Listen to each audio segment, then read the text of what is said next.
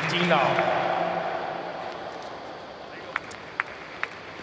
Very different type of lefty serve that's coming at Cobolli today compared to Dominic Stricker's.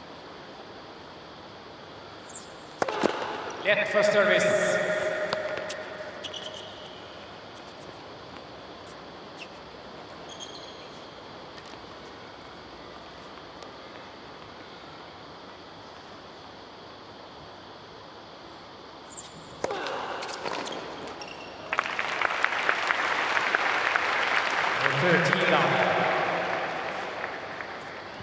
Ugo Humbert has a fantastic record against players in the top 10 over the course of his career, winning 13 and losing 17, which when you're not ranked inside the top 10 anywhere near 500 is remarkably good. Why? Because he has weapons. That's why. Those guys don't beat themselves often. You've got to take it to them, and he has that slap shot ability.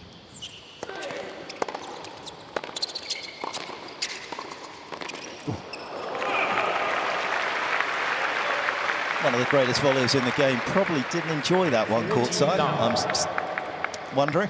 Morning, Todd. Good morning, everybody. Forehand volley was very nice, but I'm not sure what happened with the next one. It was the charge. He got a little bit caught, but I do like the aggression already from both of the players. You talked about the slap shots of Ugo. Well, Cobolli's equally as good when he gets time on the ball. This is going to be an entertaining match. Already the cat and mouse on the serve and return happening. See how wide the Italian went. Surfaces make a difference, not just the fact there's a roof over the top. Rotterdam, which in the last few years has become the slowest indoor tournament alongside Stockholm since about 2019. He hasn't won a match in Rotterdam, Ugo Humbert, considering how well he's played indoors in the past. That just gives you an idea of how conditions matter.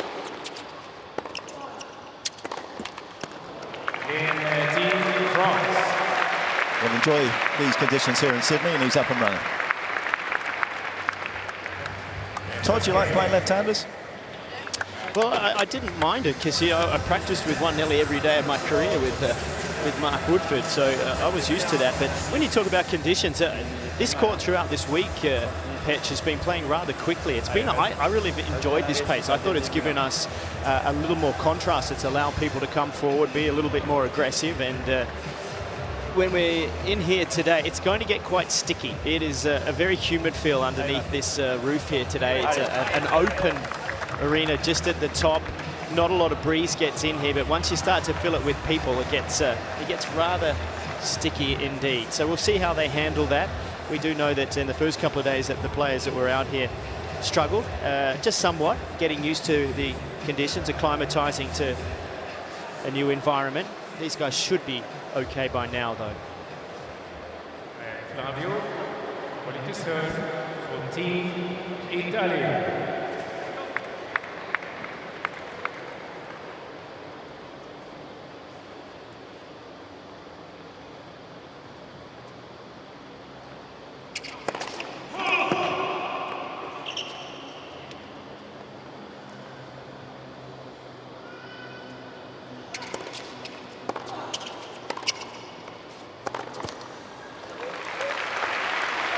Jim, how would you play Ugo Humbert? Well, he loves his forehand. And when people tend to love their forehand, and I was one of them, you actually need to attack that wing to open up the shot they don't like as much, which is their backhand. So I think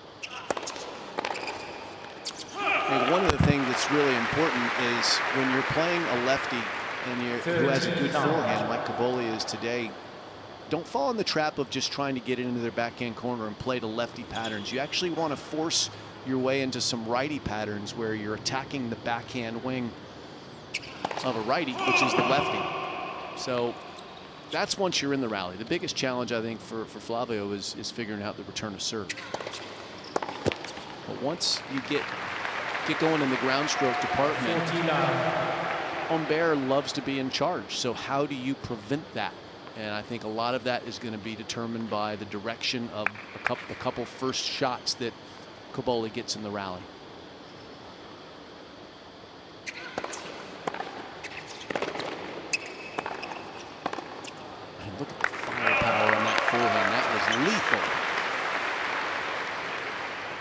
15. One thing you also have to remember when you play Humbert is his game rides the elevator up and down. He has immense peaks, but he can have some big valleys as well. He's not a consistent output guy on the court.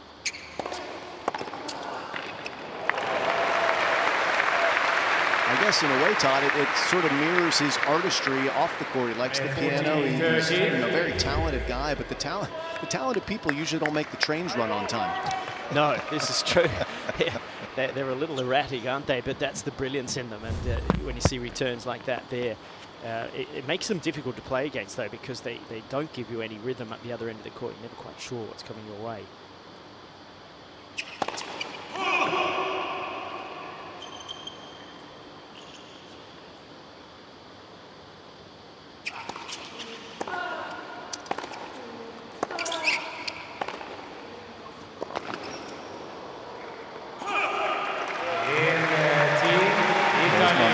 To the fact that we must have a lot of talented train drivers in the UK. It is Cobolli that levels things up at one apiece. It's not the drivers, it's the people who make the schedules. Look, it's awfully easy for French tennis fans and tennis fans in general to draw a line of comparison from Ugo Humbert, who's about to serve here at 1-all, to some of the other great left-handed players in recent times, relatively, for French men's tennis. That's Guy Forget and Henri Lecomte.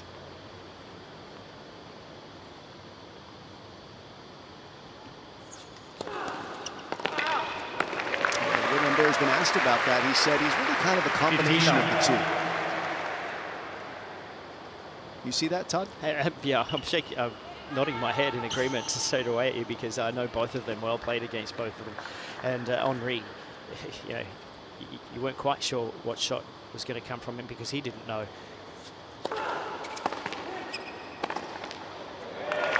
And that's the sort of point that Henri could play, just freewheeling it and magical, and then you'd have Guy, who was a lot more disciplined, but with a fantastic serve. I think it'd be fair to say that Guy had the better serve between those two, and it matches more of what Ugo has here.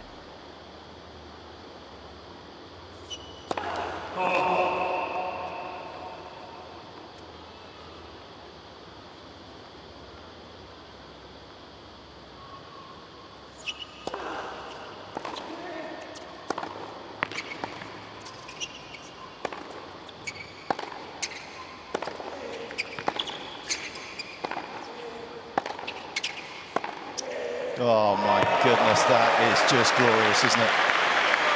That is in the tradition of great French tennis players. 49. Just lacerated the defenses of Cobolli. Must have thought that was a fairly good neutral ball, the Italian. I was just watching Cobolli watch the replay of that on one of the big screens here, and he just shook his head afterwards to say, did that guy really just do that?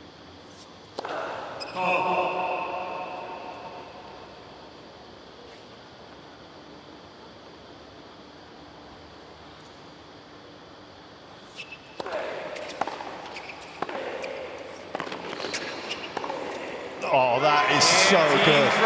World-class entertainment in the opening 3 games between these two wonderful players and teams. It's 2-1 to France. Team France, 2 games to 1. Just thinking of Forget and Lecomte, guys. We played them in Davis Cup down in Perth. It's one of my great regrets. Yannick Noah obviously was the captain at the time, one of the most charismatic, greatest guys. We were down 3-0, obviously. I choked away a set in a break up against Guy.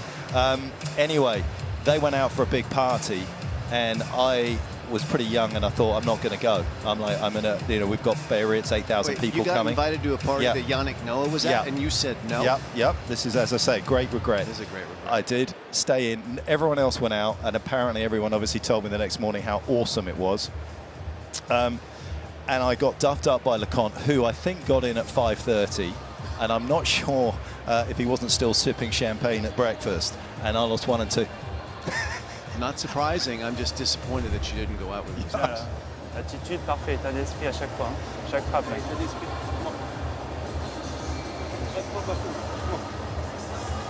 Well, there's not a lot to say, to be honest, Jim, after the opening 3 games. Humbert is feeling it off the ground beautifully. Yeah, at this stage, if you're Team Italy, you're quite happy that you're on serve, because Humbert has, as you quite eloquently put it, lacerated a few shots.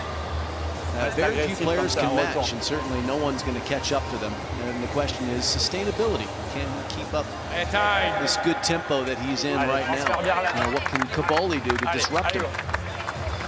Not always easy to jump back in the lane, is it, when you've jumped out of it the way that he did back in 22. Picked up just 9 tour wins. Next season managed to get back up to 33. You know, he loses that confidence, particularly with the way, as you've said, he's streaky. It's not always easy to come back, but he's done it beautifully. And we've seen glimpses of it already in the opening 15 minutes.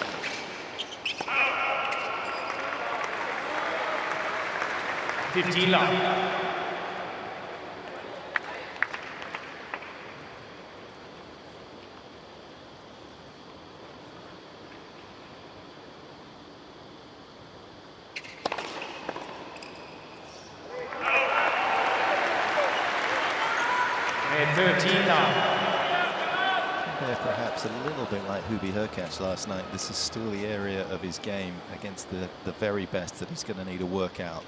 Is it quality or quantity of returns? Obviously, you'd like both.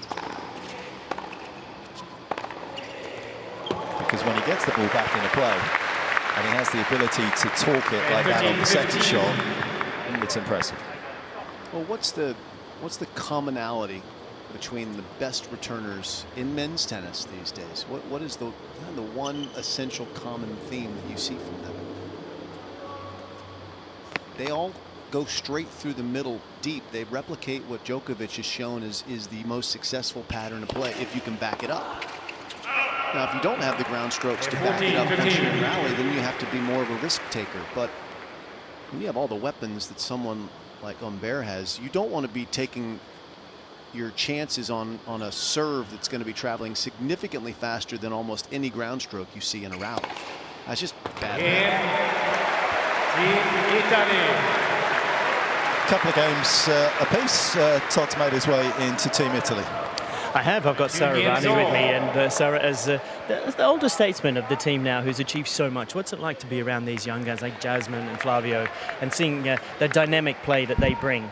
It's amazing for me. They have so good energy, so we're having so much fun, and I'm enjoying watching them play. They have amazing levels, so it's nice to see them on court. Enjoyed watching your amazing levels. We'll let this point play out. Congratulations. The Golden Slam in women's doubles is quite extraordinary. The Olympics in 2024, what was that like for you to achieve all 4 majors and the gold? Well, for me, the Olympics has always been my biggest dreamer, so I'm so happy about that. Was a dream of my life, so to win that medal was unbelievable. And of course, it has been last year for me the amazing year, and we hope to continue to enjoy more this year. Yeah, well, you've done the Billie Jean King Cup, and the United Cup would be good to take home, wouldn't it? We will try, and it's a really nice event to start the year. I'm enjoying also watching the other matches. I'm enjoying so much watching mixed doubles. They are so much fun, so we hope to do a great event. Well, you started in the mixed doubles in the opening match, and we look forward to seeing you back on court a little later today. Well done. Thank you. We will see. Thank you. Career Golden Slam recognises career Golden Slam.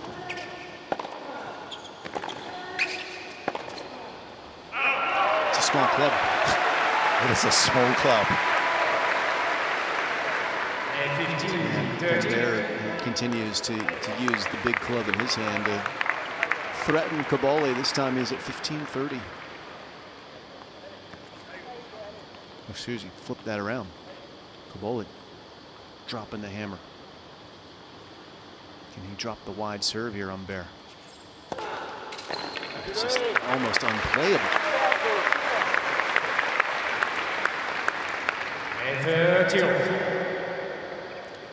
Do you have to guess? When you say it's unplayable, is that the moment as a returner that you do have to guess? And just hope you get it right? I think so.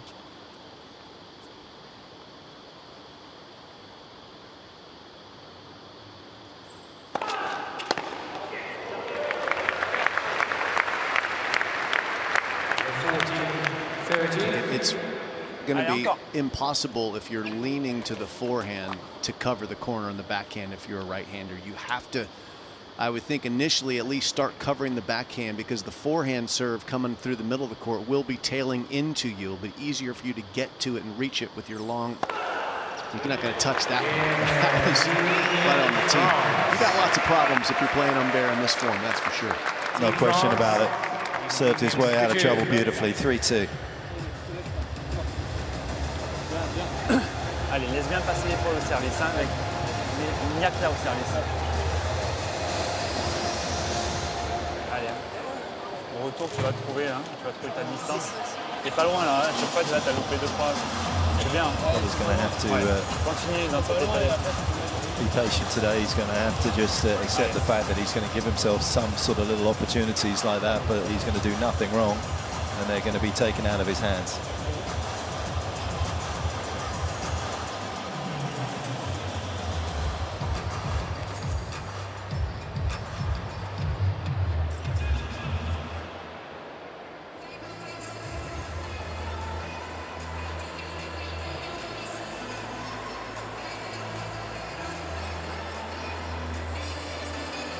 Sense already from the silence from both benches that everybody recognises that both players are playing about as well as they can.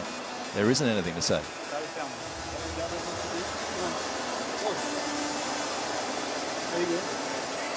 Allez, t'es pas loin au retour.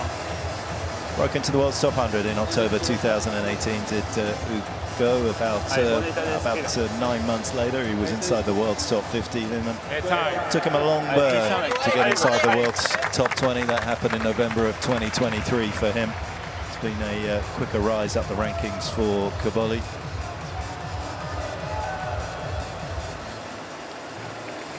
He got himself obviously inside the world's top 20, but that little time he spent at Next Gen back in Italy, in Milan, alongside the likes of Alcaraz, just gave him that confidence that he belonged, and he's shown it very swiftly.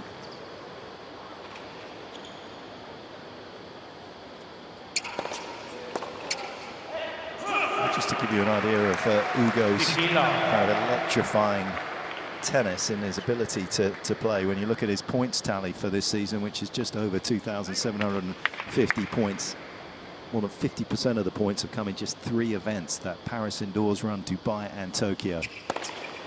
13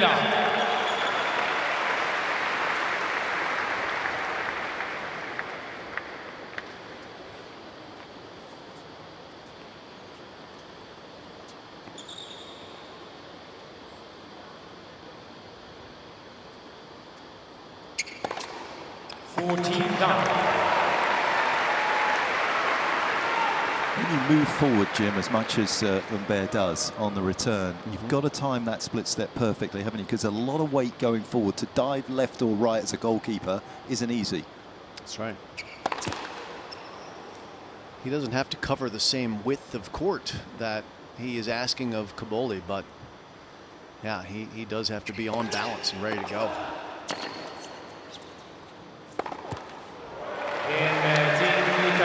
Comfortable hold for Cobolli. Now comes the uncomfortable part, returning serve. And let's take a dive into bolt 6 and see exactly what he's been doing in the virtual world. Where is he making contact with the returns? Look at the width on the left of screen that we've just been talking about, those yellow dots on first serves. He's so far off the court patch.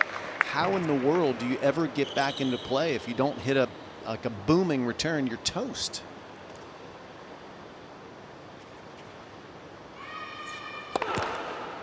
In some ways, maybe that makes things easier if he can get his racket on the ball on the outside, that he's just got to fire it through the middle of the court, as you've been saying.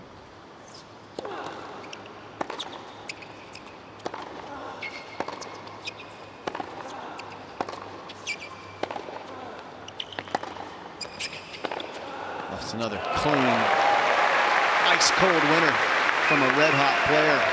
Like the one thing that you could do potentially, if you could pull it off, that might change Humbert's mind about standing so far wide, is hit a winner down the line off the return. Because, you know, while you're giving up a lot of position from a return standpoint, he's giving up a lot of position where he's starting his serve too. If you can redirect, easier said than done, maybe you can convince him not to do it.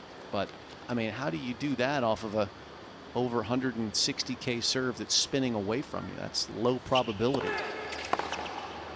He looked to try and do it actually there with the forehand. And did you hear it hit the court? Because it didn't. It hit the wall.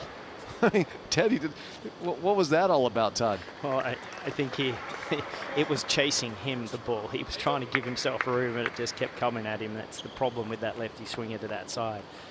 You've got to get out early. You've got to commit.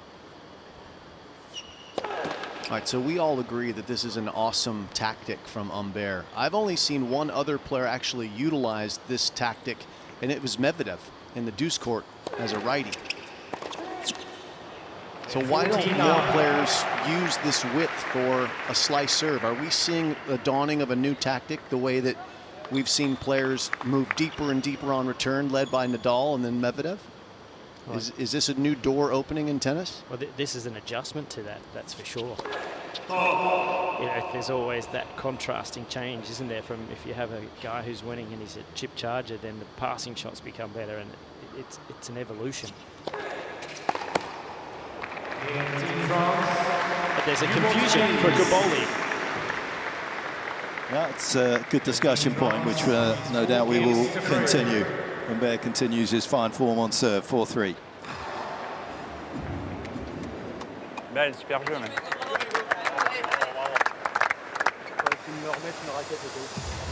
I was actually going to ask you the other day when we were talking about Humbert and the fact that he was foot forward and how wide he was. Why don't players use the baseline more, especially as a lot? You couldn't really do it if you were serving and volleying from there because you'd be giving up too much ground. I mean, why don't they use the width of the baseline and just move around? Yeah. Players do. We're all creatures of habit as humans. Most of us are anyway. And players get comfortable serving from a certain spot. You do have to. It does take talent because you have to adjust the angles of your serve because you're hitting it further, the further wide you are. But we also, as all of these players would have played doubles on the way up, and you do that for doubles too. It's a different serve. Go ahead, Todd. I was just going to say that don't forget there's a lot of sheep out here, and occasionally a black sheep comes along and changes things up, and that's Ugo right here.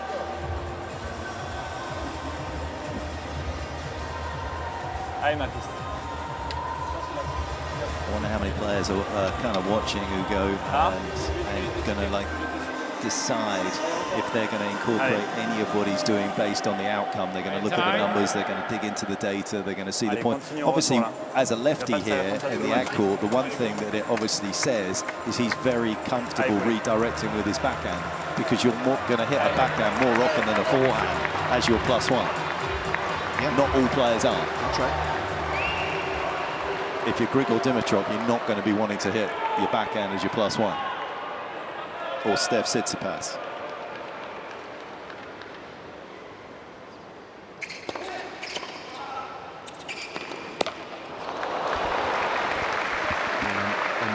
He's had an immense amount of success getting free points off of his serve. And his first serves are doing tons of damage.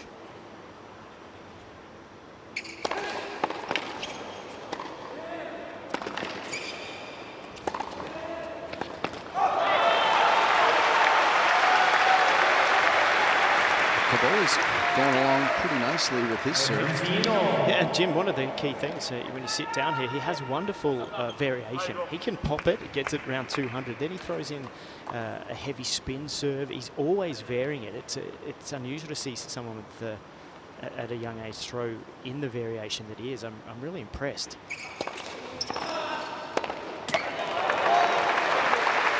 But you've got to be careful if you throw in one that is in that hitting zone on Humbert like that. Allez, go.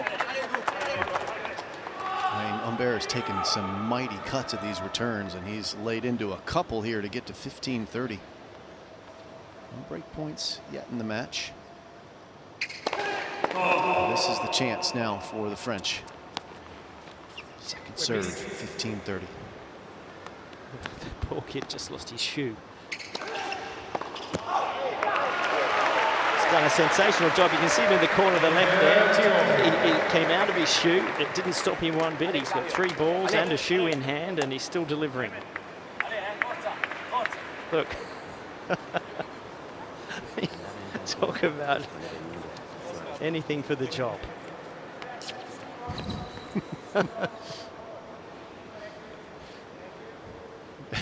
There we go. Complete professionalism. Congrats. And he's gone on the big screen, which is why the round of applause has come.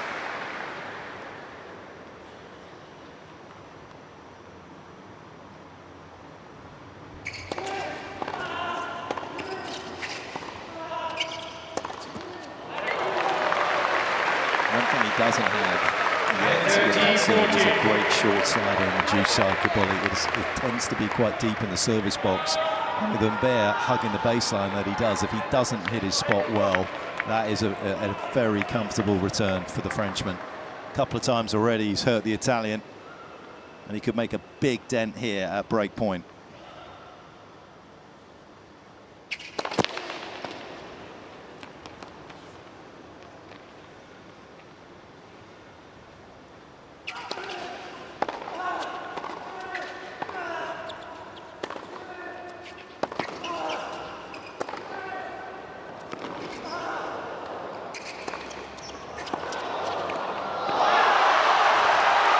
Fabulous way to break.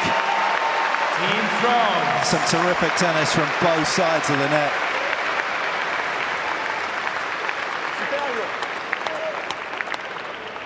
And sometimes it doesn't have to be flamboyant, it just has to be a great percentage play.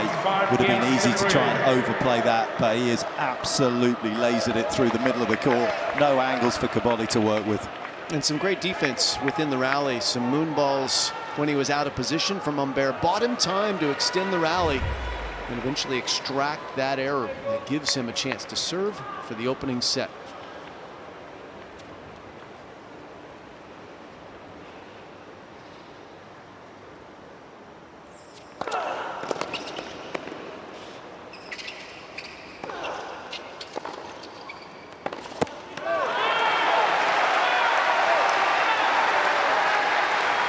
Block 15.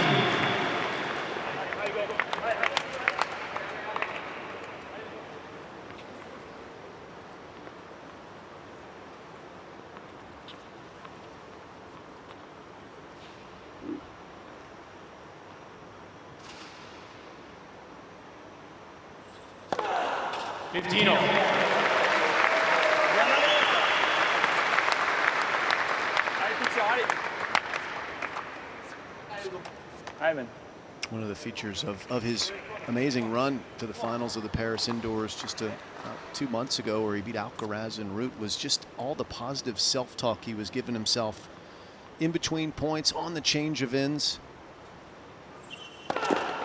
Just kept telling himself, you know, you're tough, you're good, you can do this. It was quite something to see, because normally people internalize that. They might be thinking it, but he was verbalizing it, and it was very effective for him.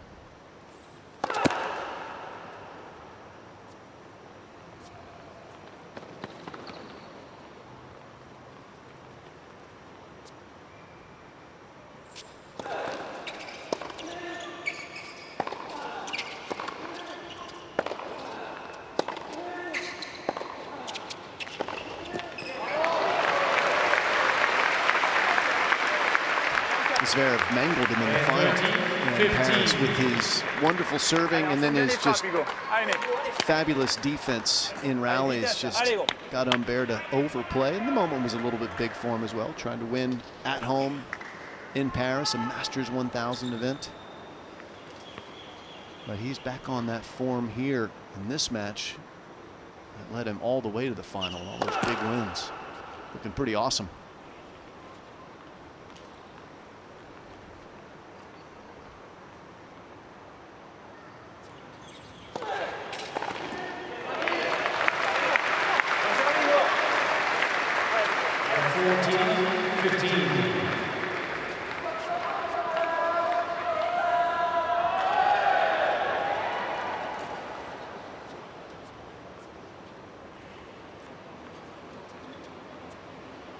It's been a sublime set. Game, the set. Ugo on the go. And France looking very good in this opening match of the day here at the United Cup. Humbert takes it 6-3. Something on too big.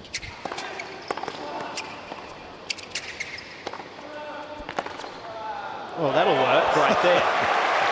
But if you get my drift, a lot of it is just the same. It's a replay of each point, and I think that Cobolli could be good to throw a few balls higher, take some more pace off, and Ugo's going to go for it, but I think he can draw some errors out of him. Because if it stays at this rhythm, it's all going to go the French way.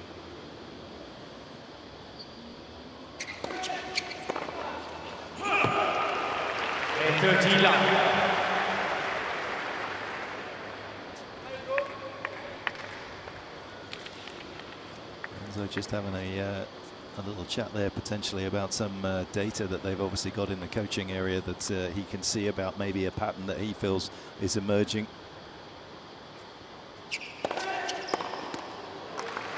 14-9.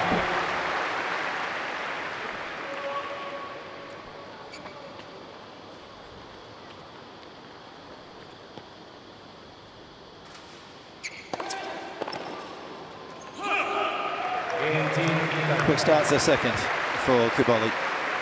Just going to see what Renzo digs up. Well, we were talking a little earlier about changing the positioning of serve, and I think you touched on it in that Cobolli doesn't have a sliding serve out wide to that first court. So when he's going to the backhand, that's a dangerous serve on the first court. That's allowing Ugo to really lean in and just get a hard, deep strike on it. And so he wouldn't, at this point, benefit from going out wide because it's not going to help. So he has to utilise, to get through this match right today, the body serve a lot more than what he has been doing. But he's also got to work out how to make some more returns, hasn't he? And particularly on the backhand side, he's going to have to change position somehow. That's what Dominic Stricker did in his match against Humbert. After losing the first set 6-3, Stricker took a much deeper return position, and Humbert's first serve percentage came down, and that allowed Stricker to actually get a 5-2 lead before he got a little tight, and Humbert was able to turn it around and run through the rest of the games. But he got himself involved by offering a different look to Humbert, just trying to get him out of rhythm.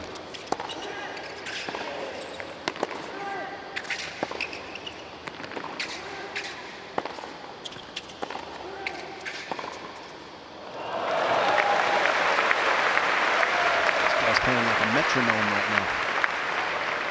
15-9. Perfect rhythm.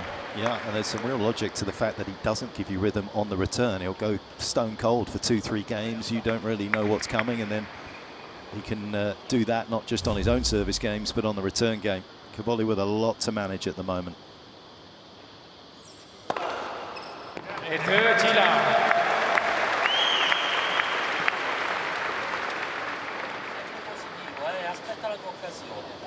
The one benefit of going deep is that ball is sliding a little bit towards you. If you go right to the baseline in the Medvedev kind of style, I appreciate you're going to open up the wide one for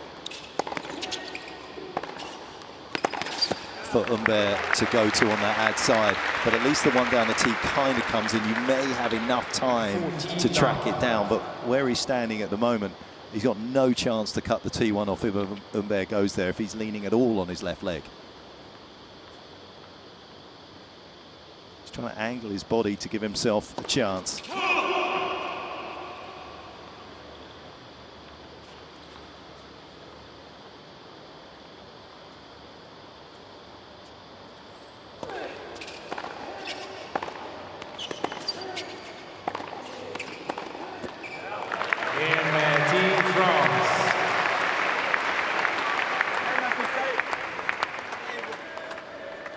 I think this is really interesting. What Humbert is bringing to the table is going to cause people to reconsider how they serve, I think, over the next few years.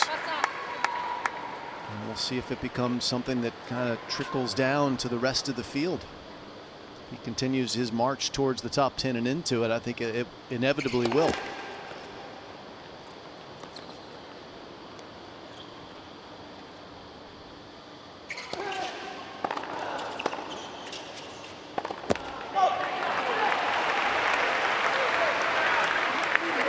15 love.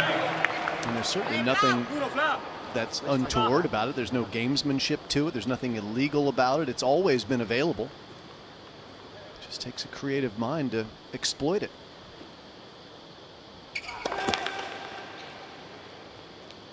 That's what I'm saying, guys, is none of us are creative, because none of us did it at all.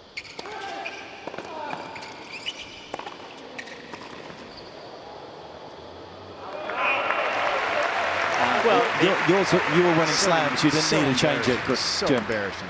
No, I think to be fair with that though, Jim, is that the technology with racket and in particular string has allowed these options to be brought into play too. It's very hard to do that when you're playing with a full gut restring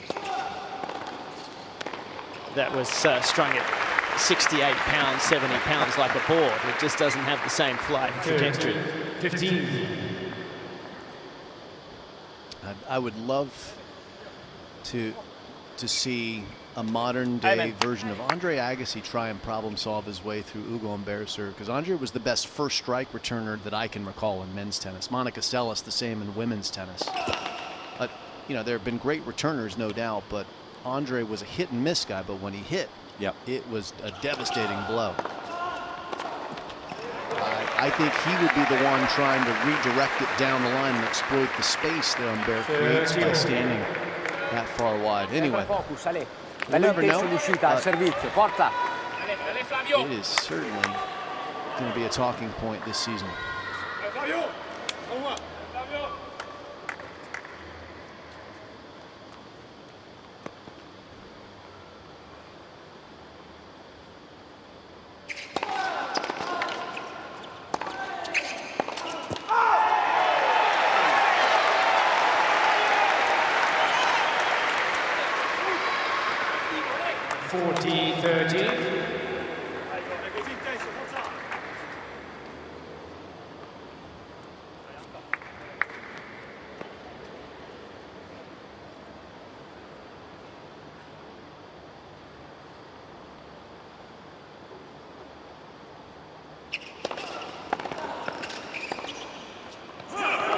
That was an interesting little change up from Cobolli there, because he was ready to serve, but he was trying to change the rhythm of the match.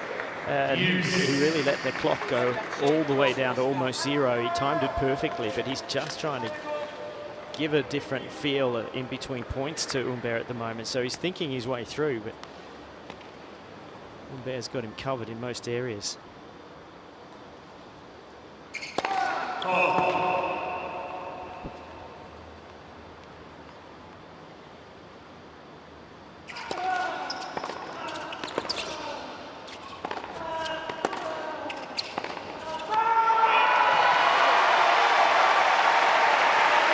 Interesting. And he's about a metre further back on his second serve return position.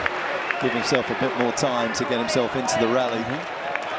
You know, it also was interesting. Was Cobolli shouting straight down the court with his eyes locked on Humbert after he wins this little skirmish.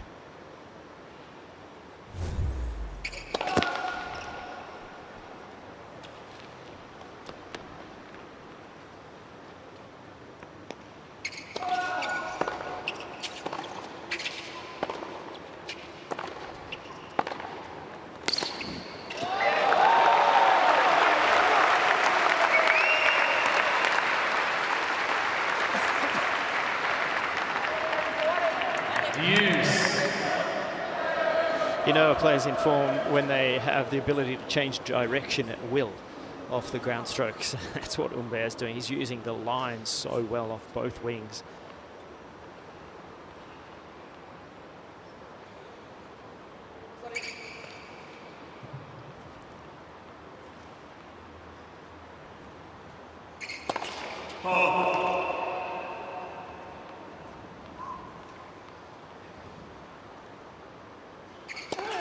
Net. Second service.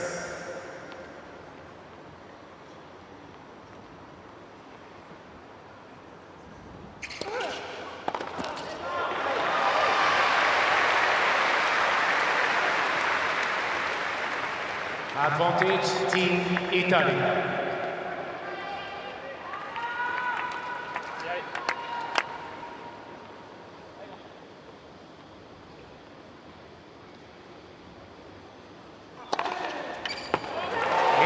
Italy. How about that service position? Not the slider, but that's about as far wide as you can go for a righty in the ad court. Good hold. Red team. Italy leads 2 games to 1.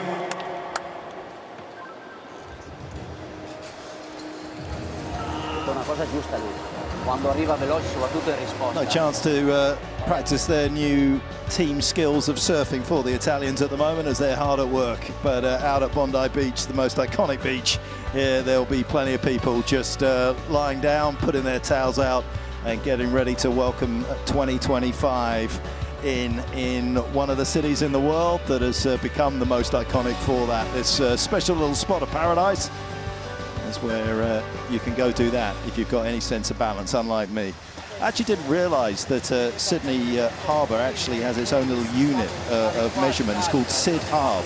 That's 500 gigalitres, which is about what Todd Woodbridge will be drinking tonight in red wine, I would imagine. Just a couple of glasses. Couple of gigalitres. Sorry, Todd.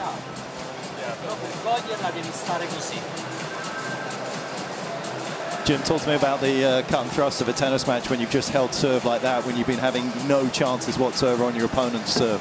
Yeah, well, he's been sitting with his dad, which is talking to him now, who's his full-time coach, and then Renzo Furlong, Paolini's full-time coach and the captain of the team, and they've been trying to problem solve. They've been trying to figure out a way to make something change. So we'll see if he's able to bring a different return position here. Does he go to like chip the returns? Does he stand deeper and rip? Something needs to give because he's still in the donut department when it comes to break points. He's not been able to challenge Humbert's serve just yet.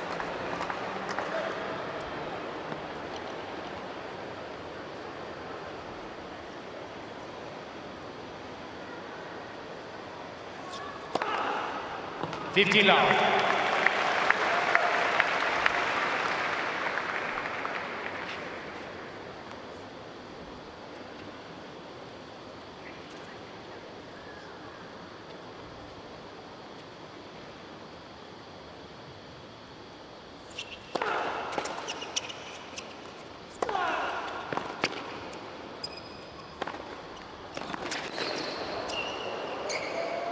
So there was a block return, and Humbert never let him breathe in the rally. That is the risk. I mean, it's better than missing a return, but if you don't get it deep, in the form that Humbert's in right now, you're probably still very much up against it.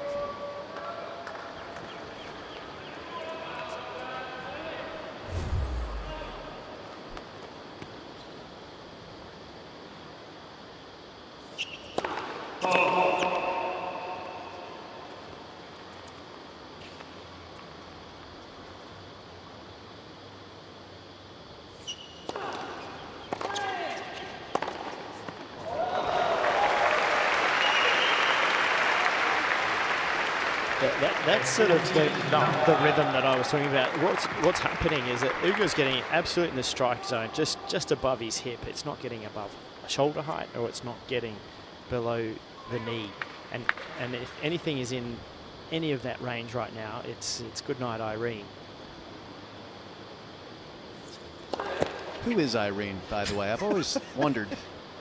Yeah, and where'd she go? Yeah, she just went to sleep. Just disappeared. Yeah.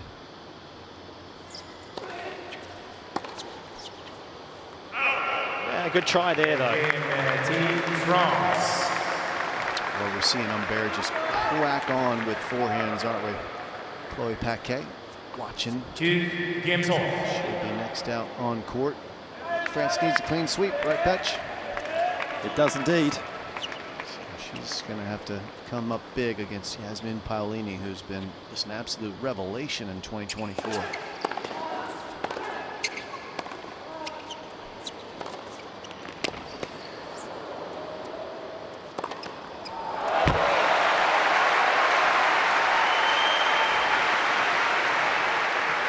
$15 love.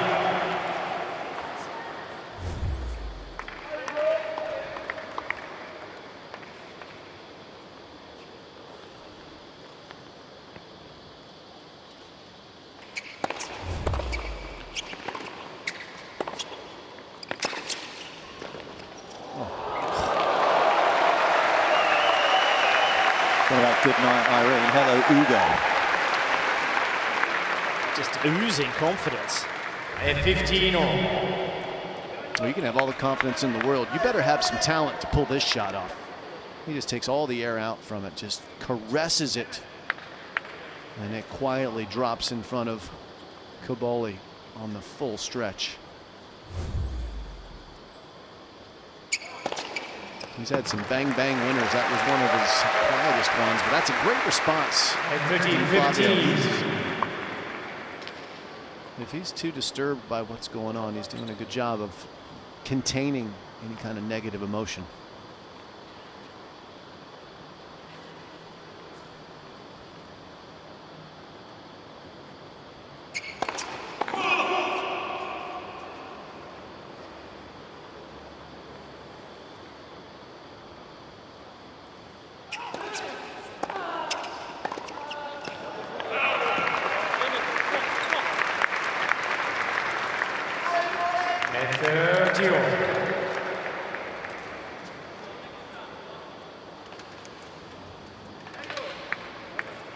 Done some digging, guys. So Good Night Irene, it actually comes from a folk song, right? And they think it might have been a lullaby that the singer would sing to his baby.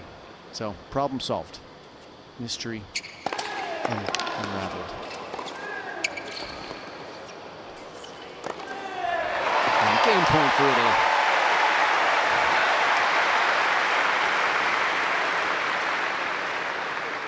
And 14-13. We're a full service operation at Todd Woodbridge. It's variety entertainment at its best.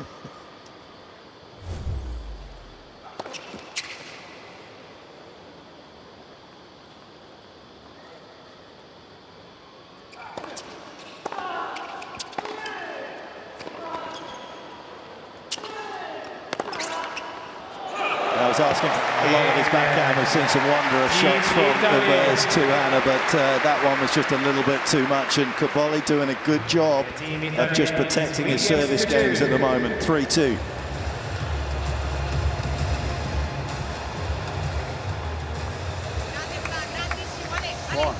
Buono. Yeah, that's all you can say in this situation, Buono. This is the stage of the match where he's just got to try and keep ticking the clock over, get to an hour 15. Can Humbert continue to play this kind of perfect tennis? And if he can, too good on the day.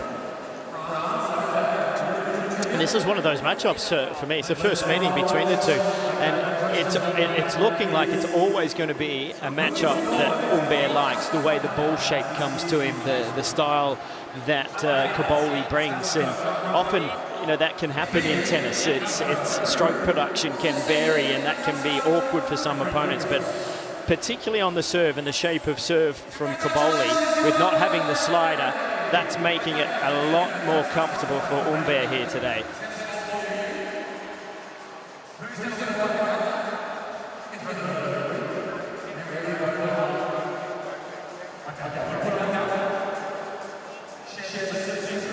As I should just have a quick look at your record, Todd. Talking about conditions, I've been talking about Ugo Humbert's sort of wins at the tour level, 6 titles, and how quicker conditions really suit him. He goes to Rotterdam, which is indoors, so you can always kind of jump to conclusions that's going to be quick, but it's actually since 2019 been the slowest indoor tournament. Your wins in Coral Springs and Adelaide, they were I know they were different surfaces, clay and hard, but they were actually historically, when you look at court speed, pretty slow. You liked it quite slow.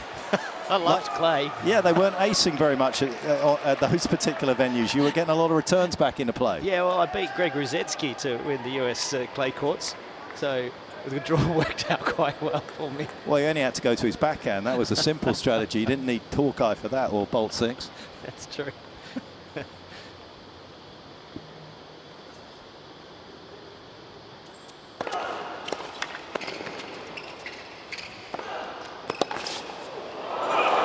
Interesting to see somebody like Humbert as well. We talk a lot about, obviously, data from a strategic point of view, but a court surface speed point of view, knowing how well it fits your type of game. I mean, Basel this year has been deemed the quickest.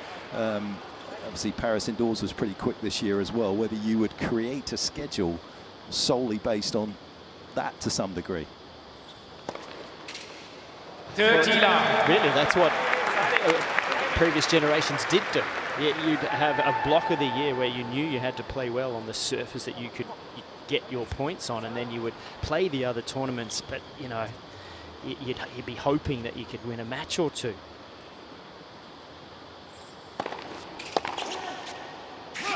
Let's not forget that 14 Wimbledon slowed their courts down and made them more level of a bounce to allow the best clay courters to come over and be more efficient, because you had top-ranked players in the world in the top 10 coming to Wimbledon losing first and second round every year because they hated the grass courts. They couldn't adapt.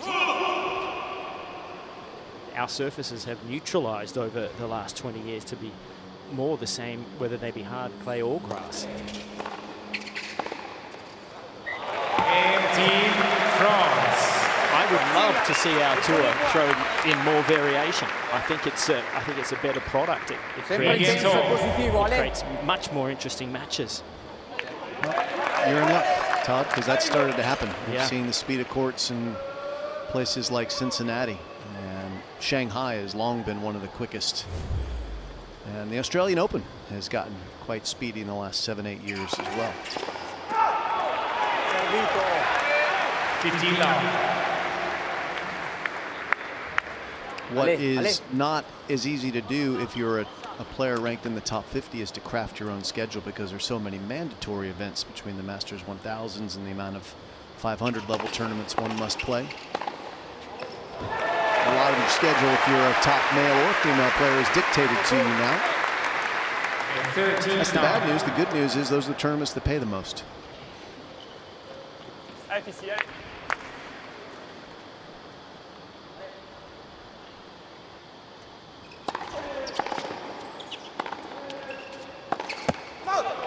know who else has their schedule dictated to them? Formula One. 14 They all show up all the same races. It seems to work out okay from a business standpoint. This is working out well for Cobolli from a serve standpoint. 40 love. Game in Italy. Yeah, beautiful little dart. His dad will love that. So he scrambled a safety in his previous 2 service games. That, however, was pure perfection. 4-3. Team Italy leads 4 games to 3. Ball save, please, ball boy. Yep.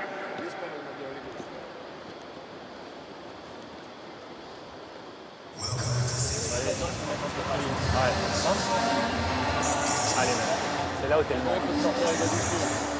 Allez, sortez couille. Sometimes in tennis, a bit like investing, it's hard just to do nothing. The right thing to do is nothing. It's just to keep biding your time and know that it's probably going to come. But there's always that sort of sense is there's something I'm missing. But I think both sides of this contest, in terms of the team bench, has done a wonderful job of just kind of keeping a lid on trying to overcomplicate this situation.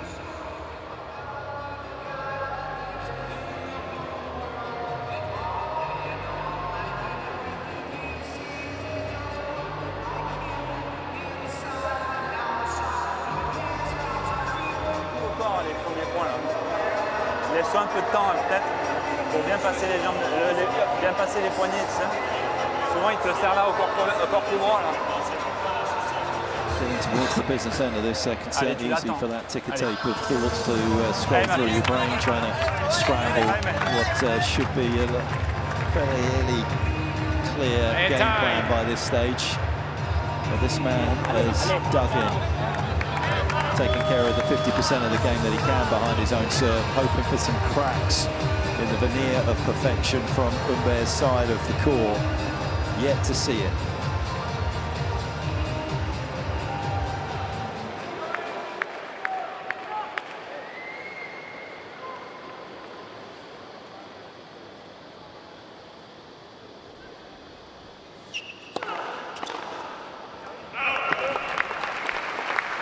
So one of the things that you've got at hand here, sitting in the booth with so many people watching it in your player zone and with the technologies, is there a pattern of serves coming out of Humbert at the moment? It would seem to me that opening point is always going out wide of the forehand. You can start to sort of lean on a few.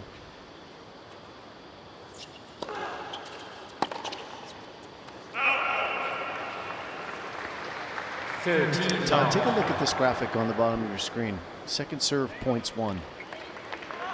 That's shocking how successful both of them have been with second serve. I honestly think I've never seen better than that in modern times. That's like a grass court graphic. Why is that? Why are these guys not winning points against the second serve? It's understandable against the first serve.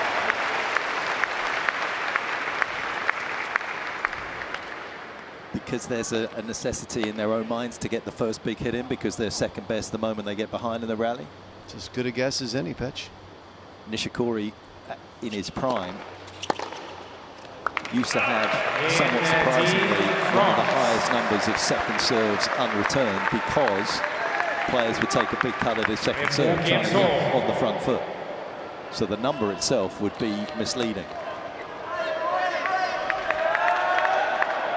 So he certainly didn't have the best second serve in terms of it being unreturned. But these guys, second serve, they're dominating the second serves. Cobolli's won a higher percentage of points when he's missed his first serve.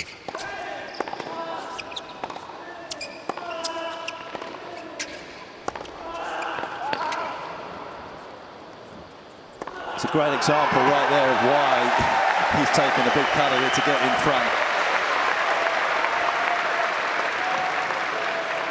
Sweeps this one away into acres of space. Is he making his move at the back end of this second set, Humbert?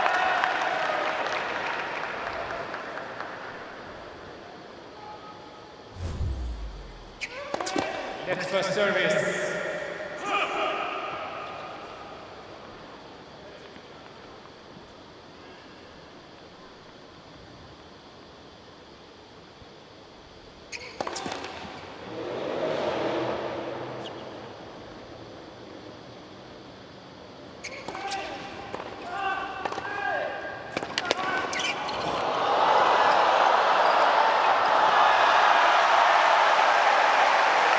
About the sixth front-facing tweener we've seen. I think only Stricker's come away with a point that I can remember. What a dig this is from the Frenchman there. Got something on it. Yeah, it certainly surprised the Italian. He didn't have his racket ready for it. I don't know if it clipped the tape or what. It was a fantastic reaction, an ad-lib, but he did not have the fast twitch to catch up to that pass, and he better catch up to these points in a hurry. Love 30. Danger right here for Italy. Big opportunity for France.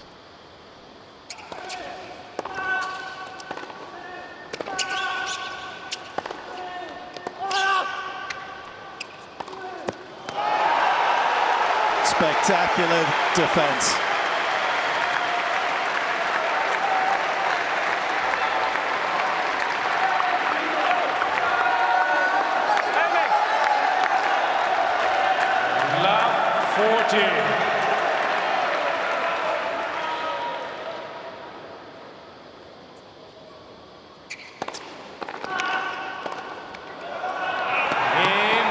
He's been unplayable, and he's deserved that break of serve, and it has come at a very opportune moment. Team France will serve for the victory. He's 5 games to 4.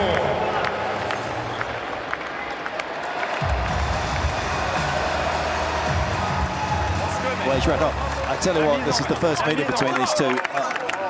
Unless Cobolli gets a very good slider on both sides, I think when he plays him again, he's got to serve a few more body serves. It's not big enough to serve consistently to trouble Humbert, especially on the big points.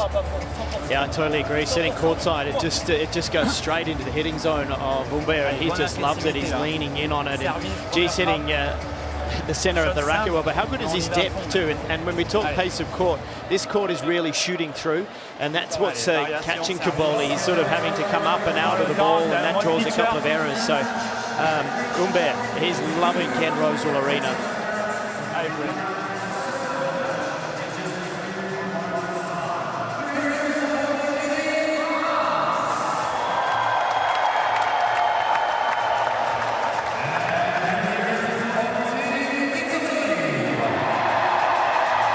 Superb returning game from Humbert. He had been knocking on the door a couple of times already in this second set. And he has managed to find his way through.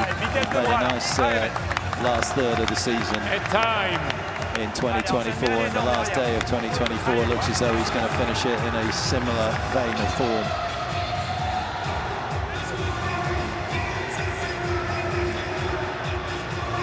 First at bat against each other, and it does look as though the 26-year-old is going to take care of the 22-year-old Italian.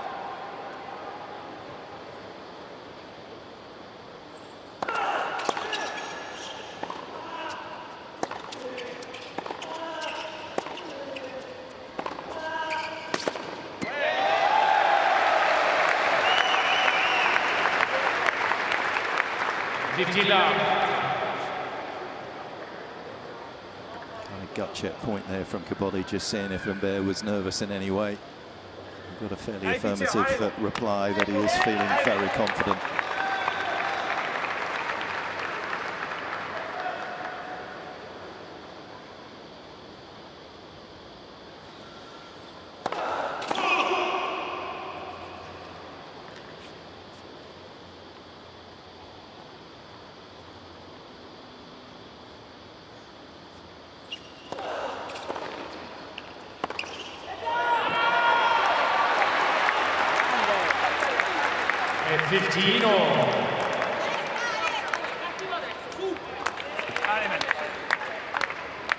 Picked Stricker off in his opening match in this competition. Cobolli, with this type of return from the outside, just hasn't had that many opportunities to do so.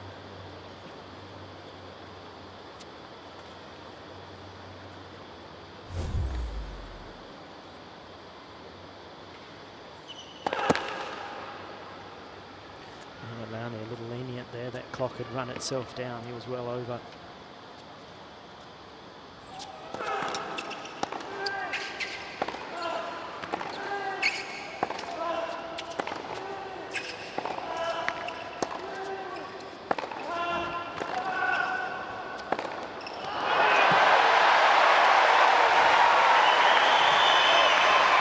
Another big forehand that misses by a long way. Isn't it interesting when someone goes to serve for the match and they change their timings? He hasn't let a clock run down. He hasn't gone to the towel as much in his service games, and that's the pressure of the moment of trying to finish it off.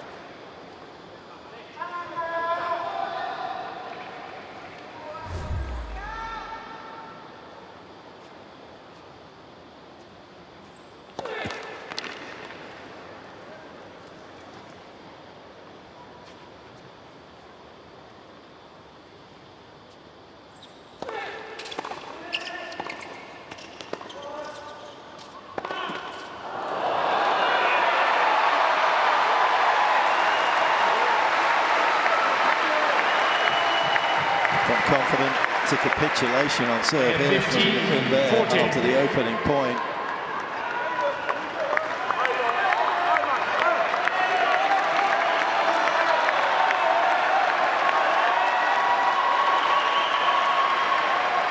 Couple of break points.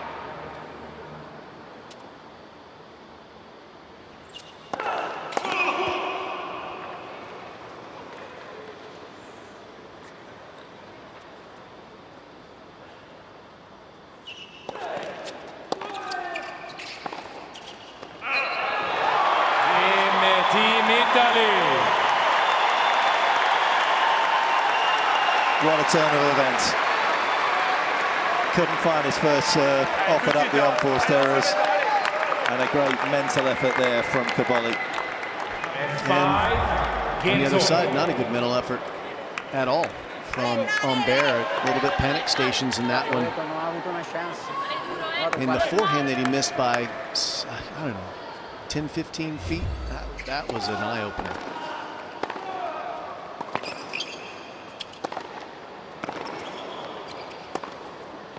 And ultimately, it was the door opener. Can Cobolli ride the wave right now? Lot 15. He needs to get vacuum packed right now and prevent any gift giving. Christmas is past. It's time for New Year.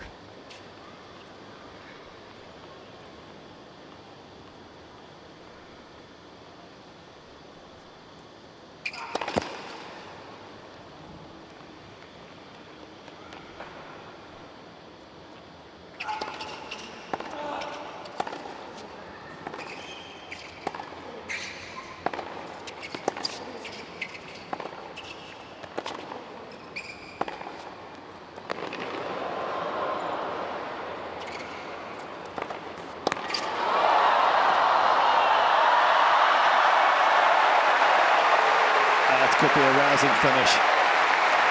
Humbert putting the disappointment of not serving out behind him. He still had work to do on that forehand volley top.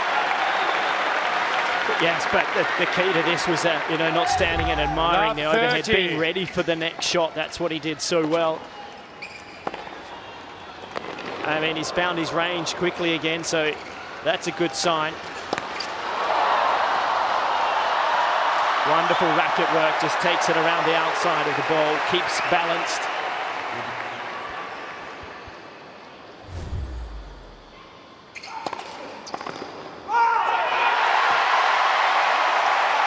I tell you, the crowd have erupted. They've liked the battle. It's got noisy down here. 30.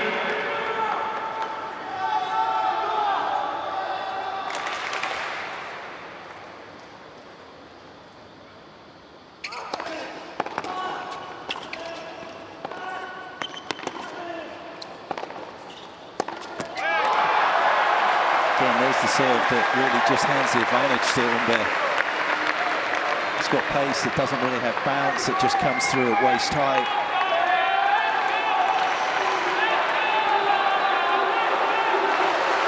15-14. Could be a quick reply here from Team France.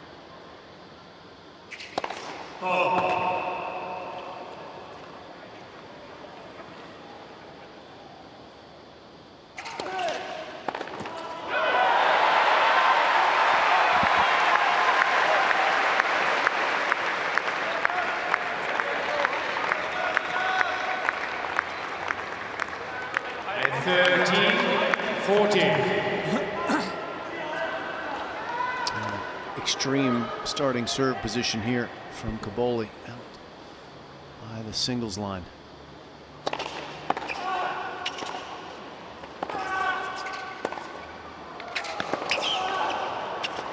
as it left his racket, I thought it was going to angle wide.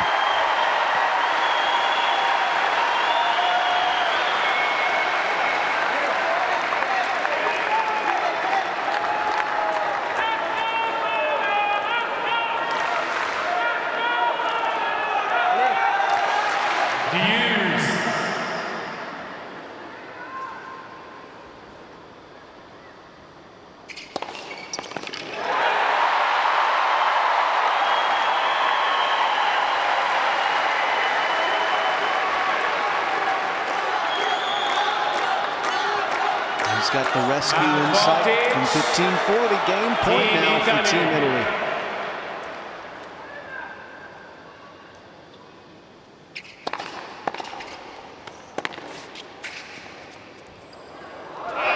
Game Team Italy. The algorithm got a virus there from Humbert's point of view. That final shot from Cobolli's point of view.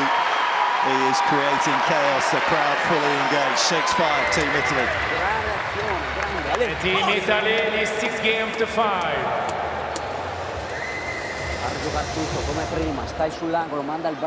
And Cobolli sitting down in the relative sanctuary of the team zone as we take you out and about into the nature that is near this wonderful city.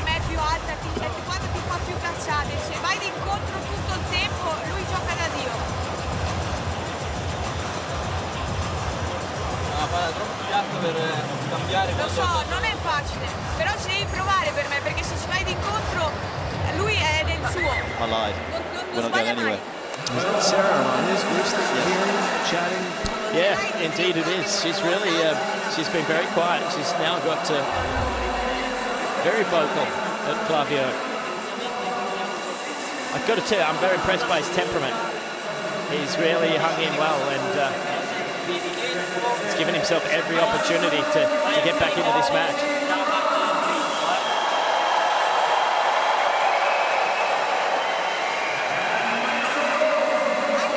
Be interesting to see how Humbert reacts to this bit of disappointment, having served for the 5-4. He just came sprinting out of his chair from the team zone, so that's a good indication he is ready to rejoin the battle after a disappointing sequence in the last two games.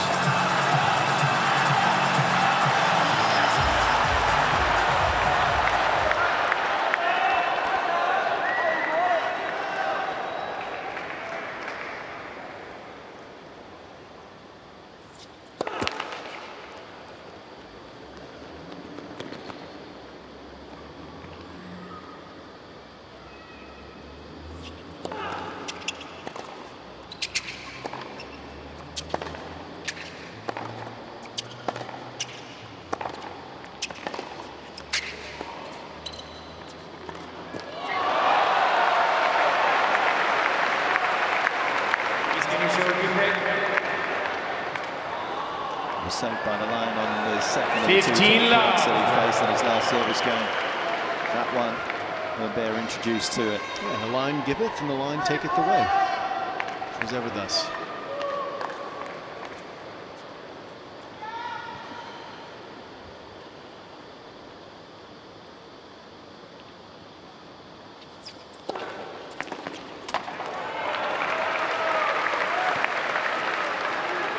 A 13 love.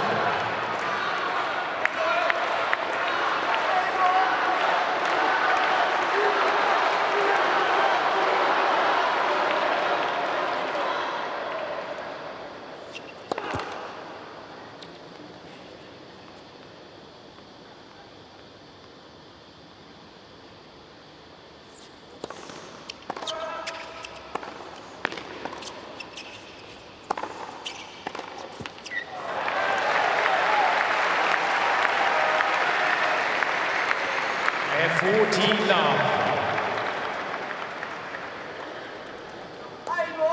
Allez, go.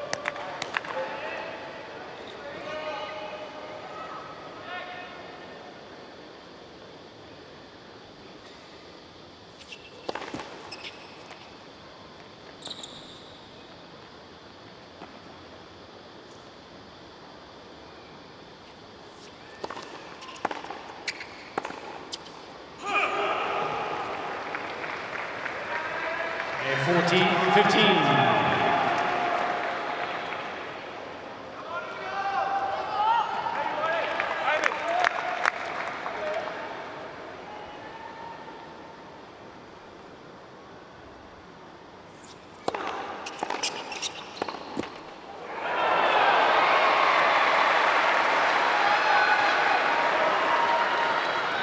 A 14-13. Seeing them Humbert go away from the extreme wide serving position, and I have a hunch the reason why he's doing it is he's not making as many from that wide position as he is from here. For serve percentage better And from team closer in, and draws. gets a big one there to send it into a tiebreaker.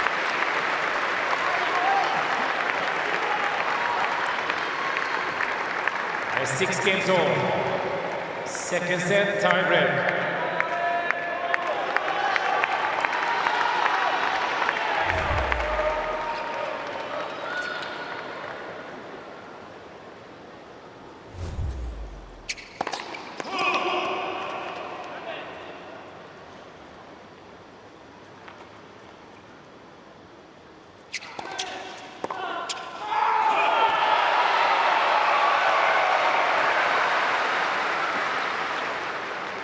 One zero, Team Italy. Just going to be keeping track of how often he goes extremely wide in the ad in this vital tiebreaker where every point is effectively a break point when you're serving. 1-0. Understandably, the right thing to do for him is to go where he feels most comfortable that he's going to make first serves. So a little closer in to the center service line is where that has been the case today. That's where he starts in the ad.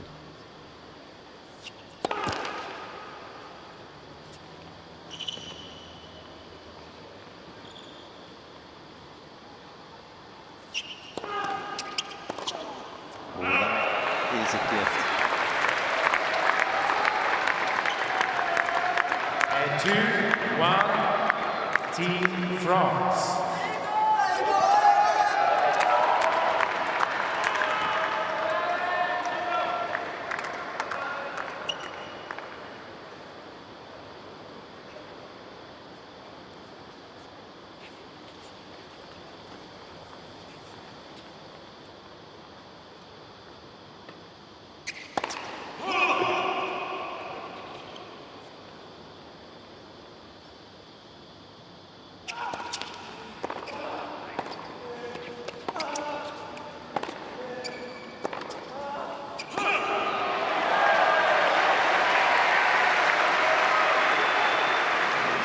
Where a flare goes up, 2-2. and you get to see where everyone's at.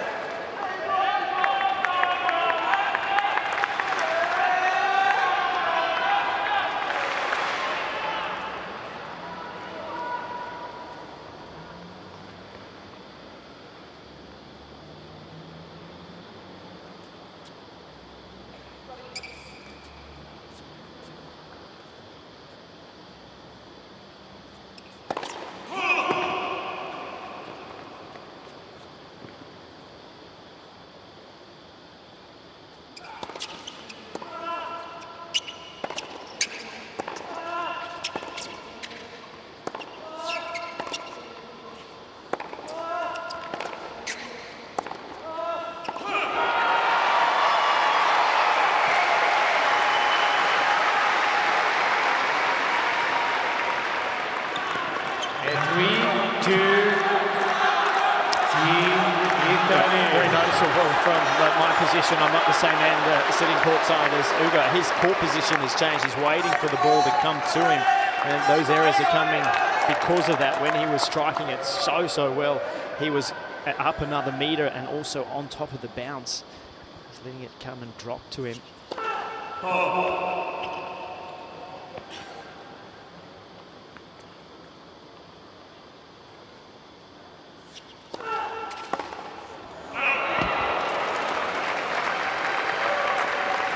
Jim, right time to go for that? Not based on what Todd just told us. No, because he keep the ball in play at the moment because there is a bit of tension in Humbert and like he served for it, he got wild, and now he's a little safer than what he was. You look like a genius if you make that shot, of course, and everyone goes crazy, the crowd goes wild, and what a talent and all that, but it was casino tennis, wasn't it? Sarah's the one doing it in traffic here. She's the only golden slam in the team's on top. Well, she's a Grand Slam singles finalist to go with it, so she understands moments in pressure times in matches.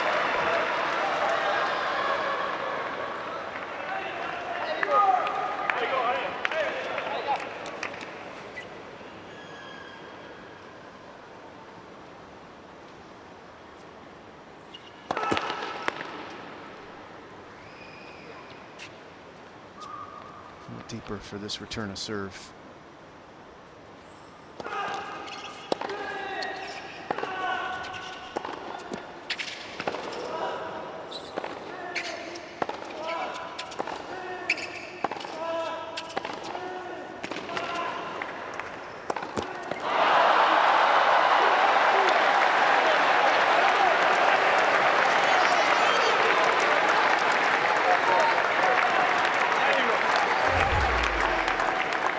This backhand was brilliant, and it set him up to finish Humbert off with the forehand.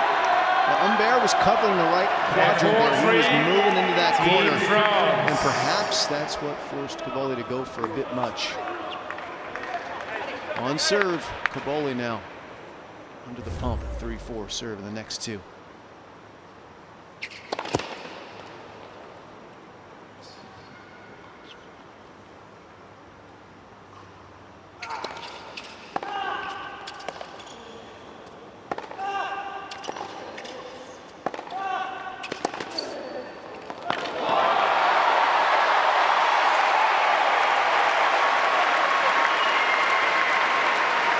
Missed the layup, but he's responded beautifully on that particular forehand on the run.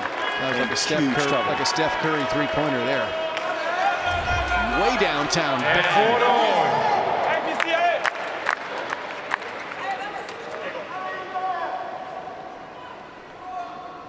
Can fast forward the game film afterwards from the previous point to that one. But he is not out of the woods yet.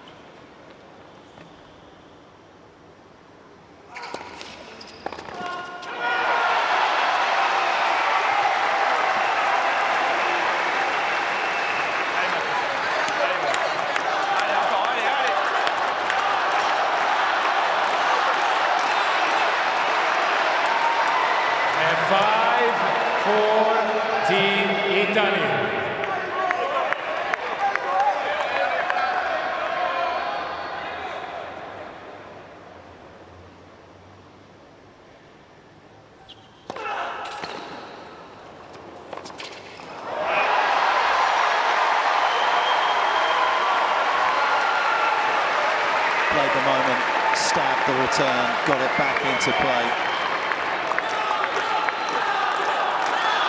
That one time in the tiebreak, Humbert go for the extreme wide serve, and that's allowed Cobolli that opportunity to get the double set point here.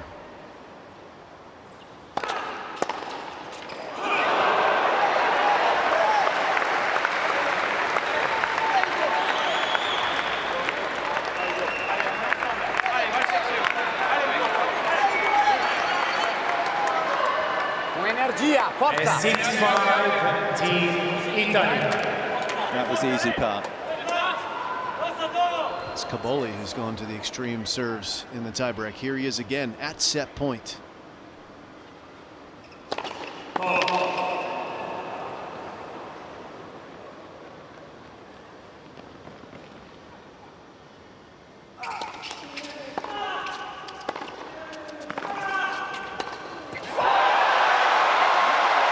Goodness me, the delta of difference between some of his ground strokes in the last 15 minutes has been extraordinary. Looked in all sorts of trouble on that two-hander, but that was an absolutely spectacular backhand from him there. Got down to the ball beautifully. It was laser-like, that one, wasn't it? And that's where the court here really does help. A flat, hard, deep ball just really shoots through.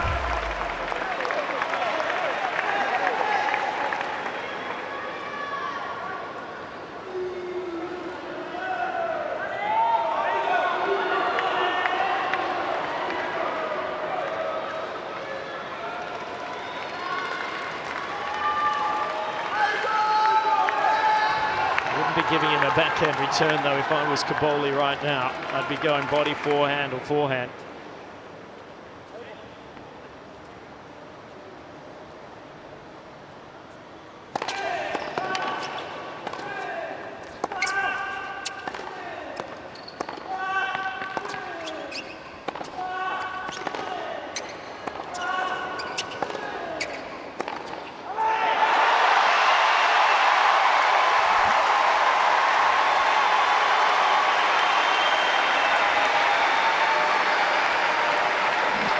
Cobolli flirting with the line in this rally. And eventually, Humbert gets a little bit twitchy on the forehand. Set point number 3 is here for Team Italy.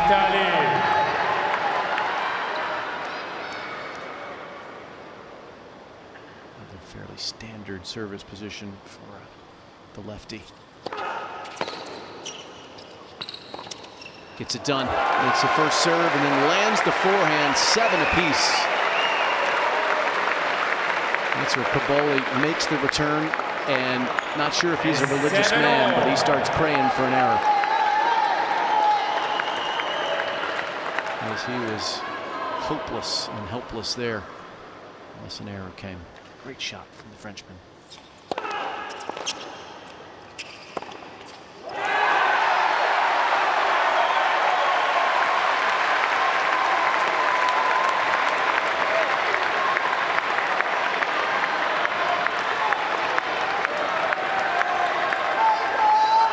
So straightforward, uppercut and 5-4 serving for Humbert and Team France, who need to win all 3 matches. Has been anything but since then. But a chance to win it here.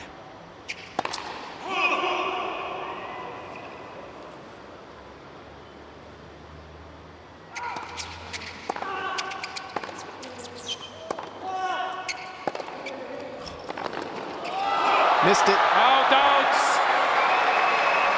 8 apiece. Didn't miss by much. 8 all. But on they go.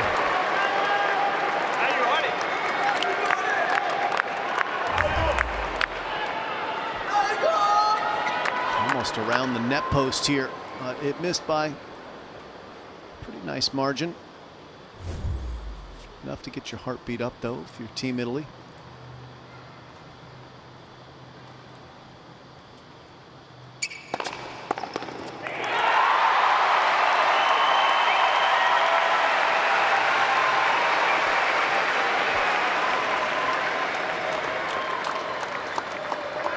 Got to give him a different look on the return here, doesn't he? You've got to feel he's got to go deeper.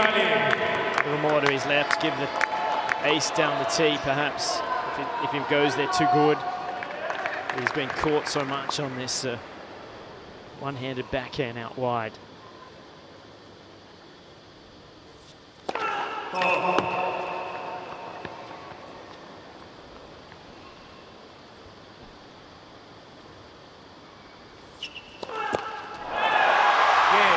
Cobolli and Team Italy complete the comeback to keep this match alive.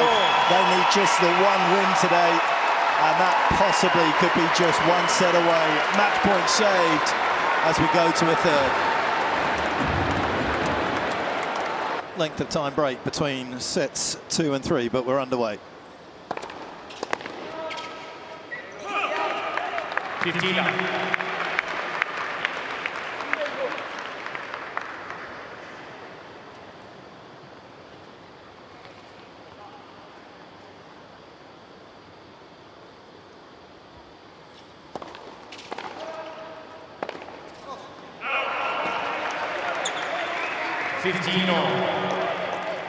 Not only missed his spot, but just 164 Ks. That was a strange opening serve on the outside from Humbert, who seems to have just lost his kind of identity with that side.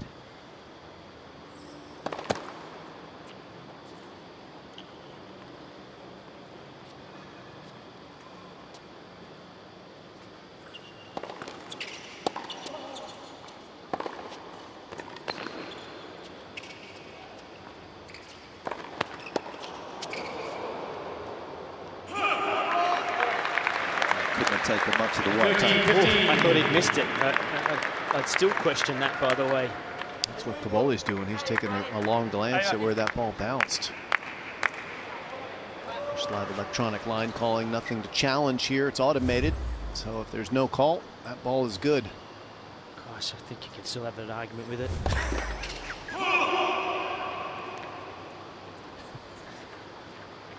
I would.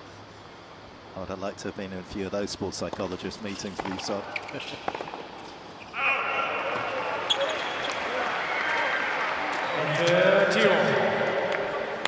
become about as reliable as a printer on a deadline at the moment here, Humbert. He has got to try and get up and running here at the start of the third somehow. He's low energy. Yeah.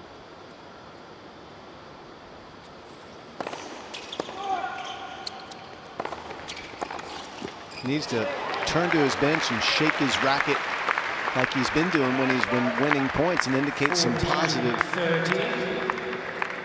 aura, if you will. That's what he was so good at doing when he made the finals of Paris indoor.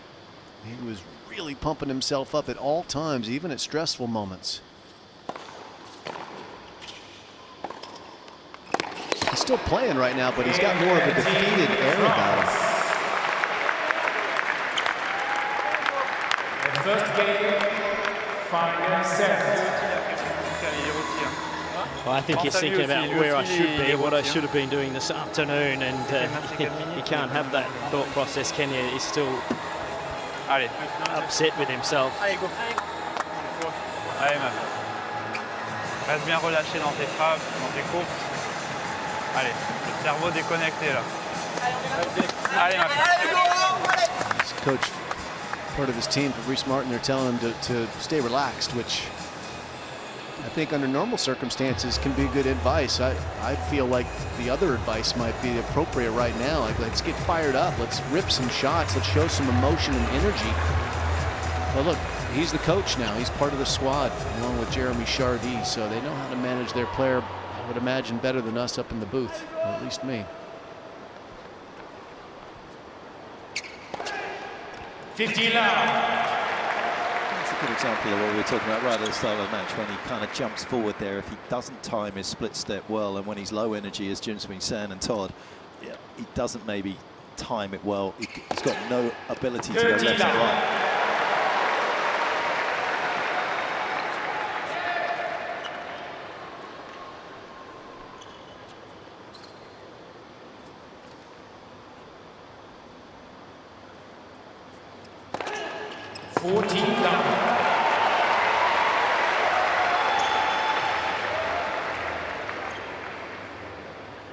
Fourth one incoming.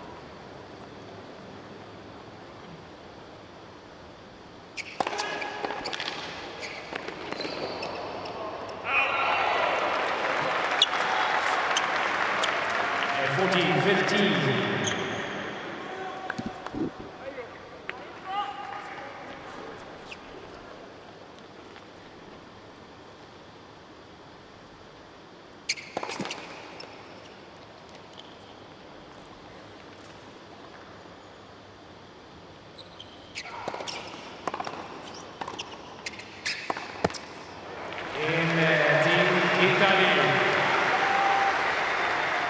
nice start for Team Italy. Uncorks 3 perfect serves and then just wraps up the game.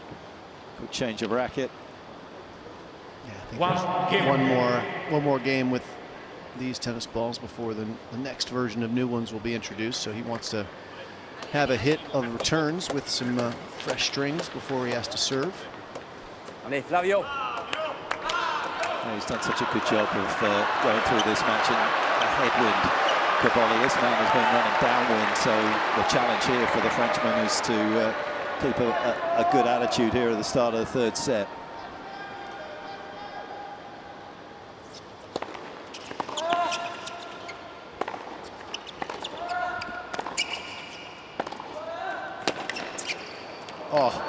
Oh yes, oh yes.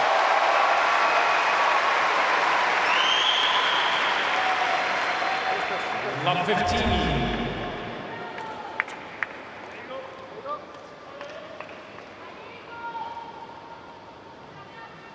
Tennis art.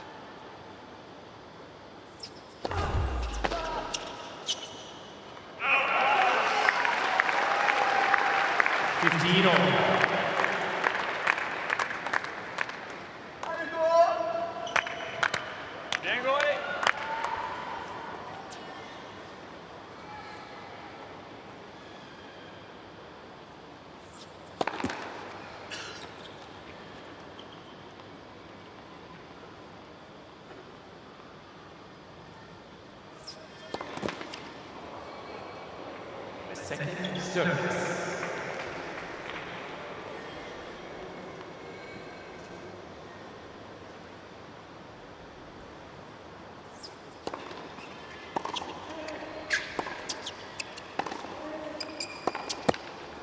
Look at that patience and a little more air under the ball from Cobolli, just recognizing Todd the moment, isn't he? Yeah, he is. And if you recall earlier where I said changing the paces and the variations, that ball there was one of those. And Ugo was way early on it, smothers it. It's definitely got a totally variant rhythm to it now than what it had for a set and a half.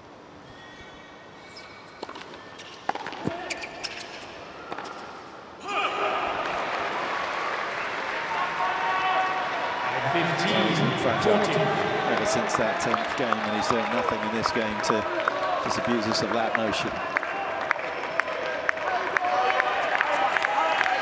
Pace doesn't seem to be there, physicality, and the door opens for Team Italy.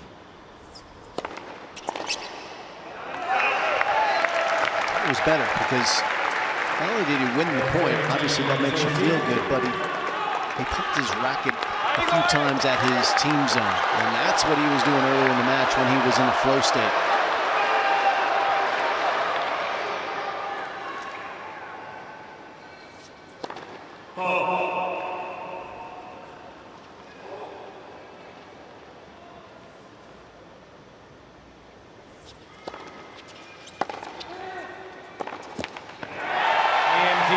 Not unexpected, to be honest, on the evidence of what we've seen at the start of this third set, that it was going to be Italy who make the first move. It is Cobolli who goes up the break. Italy is 2 games to 1. Didn't have to do anything special. One lovely little pick-up on the half volley. But apart from that, it has been Ugo Humbert who's been the architect of his own demise. Fascinating, isn't it? Looking, we've got the camera on the Italians, but down at the French bench, it looks as though he's gone into the memory bank of losses of years gone by, of the negative side of it. Really, really has gone deep into his own psyche.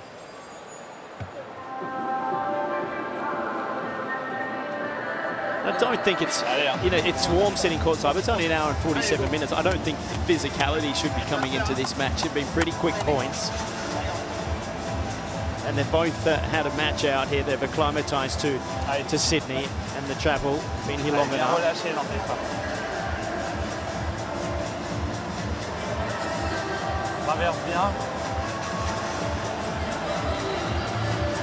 It's kind of of a glazed look, isn't it, Jim, on Ugo's face, whether that's from a fatigue point of view or just shock that he finds himself in this situation. Yeah, we've seen his coach trying to shake his legs out, keep them loose. He's been taking on some fuel with some gels and tries to jog himself back out and maybe jog a memory of how good he was for the first set in 5-4 in the second. For service.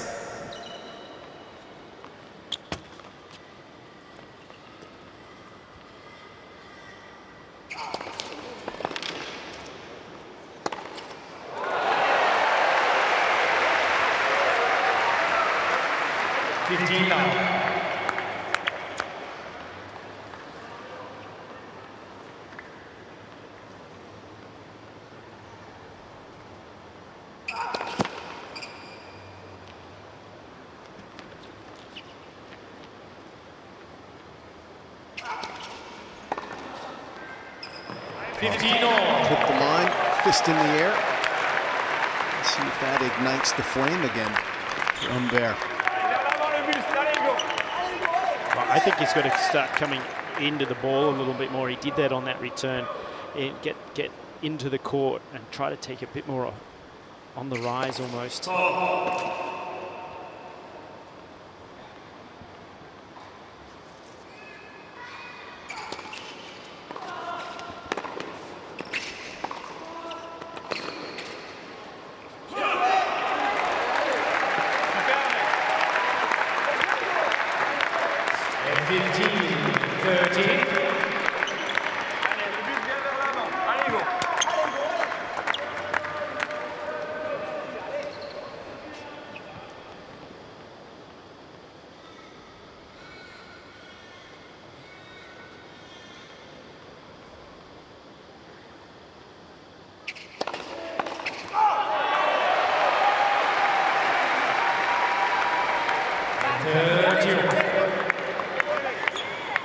Fastest serve of the day for Cobolli at the right time at 15:30.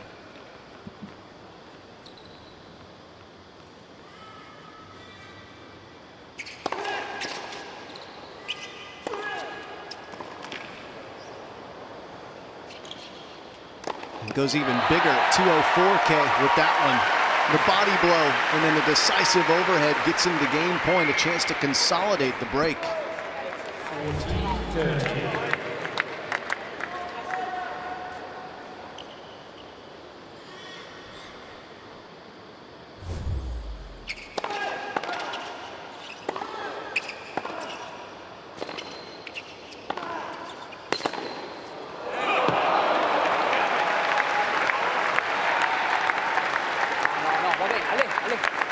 Bello positivo. Sempre energia, Ale. Team zone liking the energy coming from Flavio here, even at deuce. That was another bomb serve at 203. He's supercharged his serve in this game.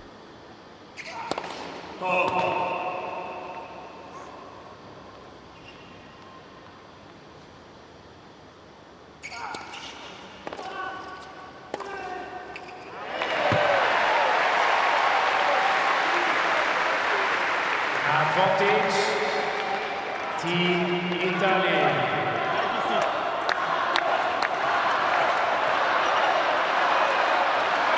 Ancora energia.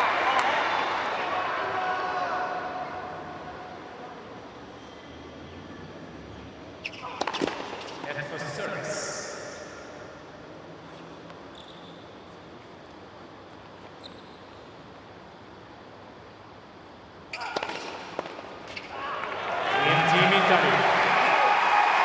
That's a great serve, and as the match has gone on, obviously it has peeled away some of the layers of data that he's needed. And we haven't seen many of those body serves. He's found a beauty there, and that is a big body blow for the French team. Two of them in that game, vital.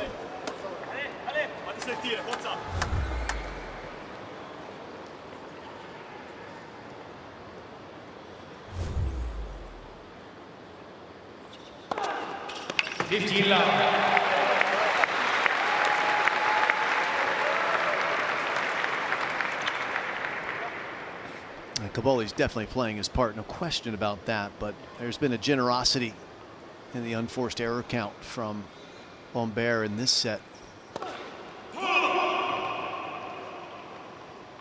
And certainly at the tail end of the second set.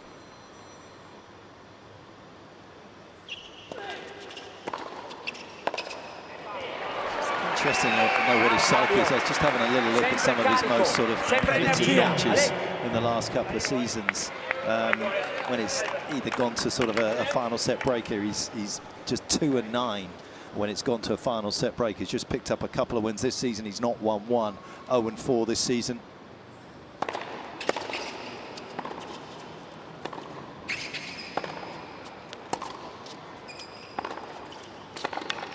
Talked about that loss to Feast in the final of Japan, having a match point, of course, recently with Basel. He had 2 match points in the final set breaker against David Goffin.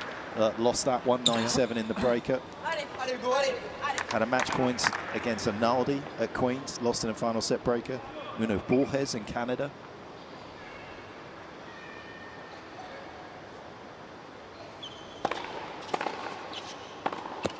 Every one of those was going through his mind in those changeovers. You could see it. It's definitely a bit of scar tissue. And not just scar tissue internally for him, but externally for his opponents are going to hang in there.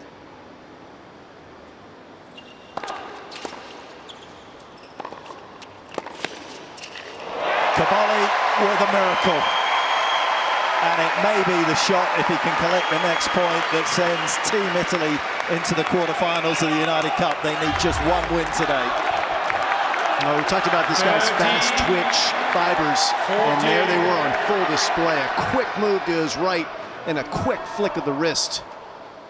And a really important moment here.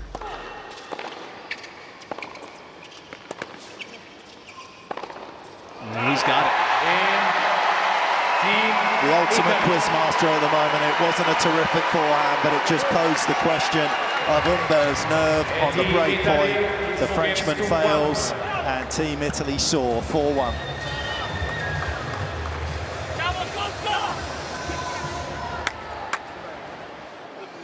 Tieni alto lì, questo focus, questa energia.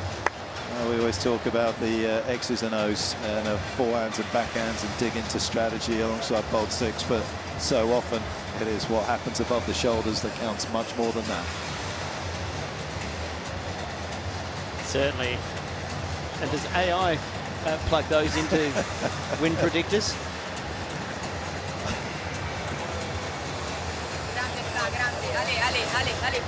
Valid question, Todd. Yeah. Credit to Cobolli for sticking around long enough to ask the question of Humbert. Down 5-4, down 15 love.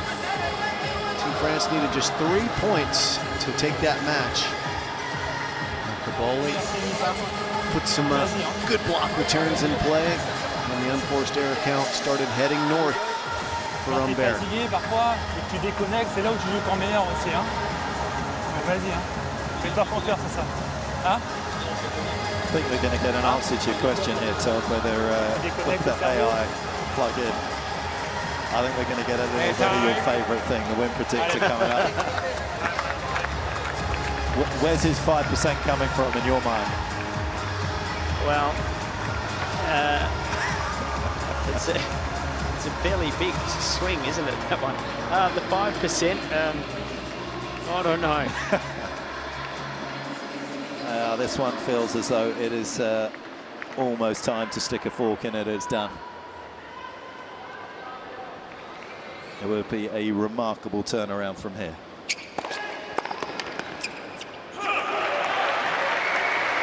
He went from radioactively hot to stone cold, and he has not been able to regroup.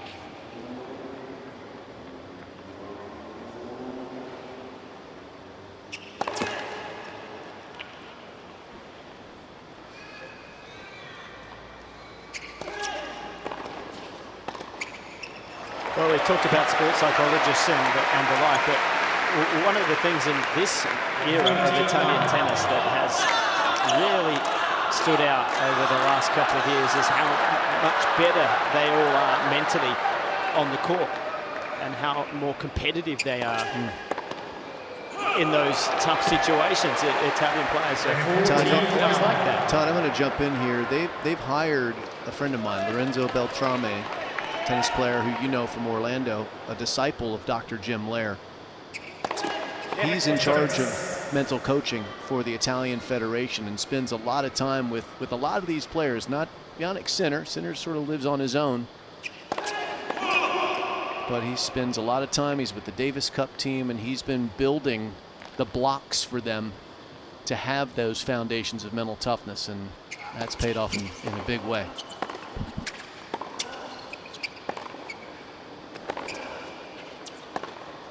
Well, you can see it's paying dividends because their tennis culture was a lot of, oh, well, not today, maybe tomorrow, we'll see what happens. But this is a case in point, this match right here with Cobolli, his temperament, his discipline of actually just staying within each point. And it's going to pull off a very good victory for he and his country.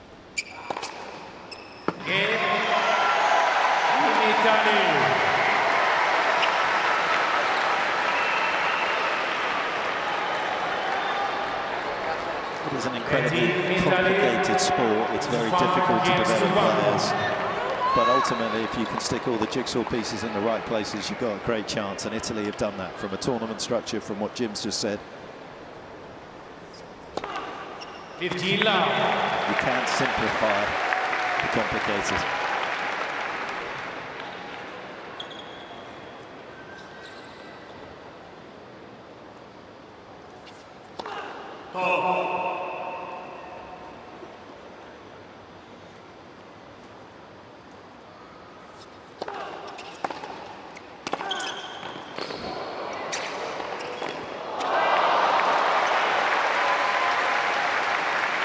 Despite putting all the pieces in the right place, he still needed a bit of a helping hand today from his opponent.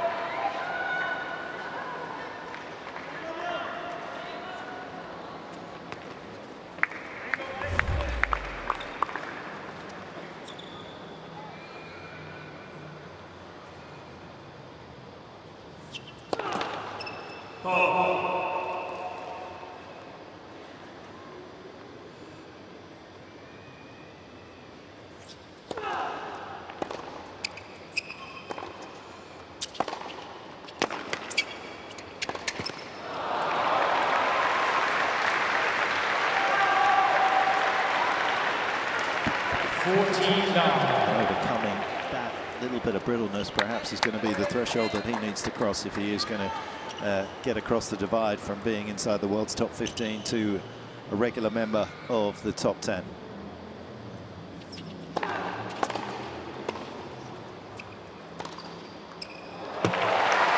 There's no doubt that the racket skill, the athletic ability for Humbert is top 10 material. There's no doubt about it. He's going to get there anyway.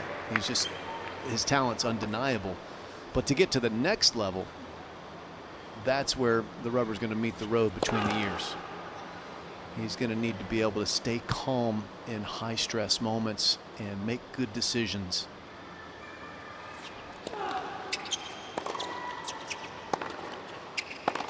Top players miss, they make mistakes, but they don't make mental mistakes at big moments. They might miss shots, but they miss the right ones, and that's a big difference. That might be what separates him from being a transient top 10er. Allez, ma fille. Allez, encore, hein. Allez, t'es mieux, là. Allez. Je repasse les jambes. Fargli sentire sempre la presenza, tu. Okay.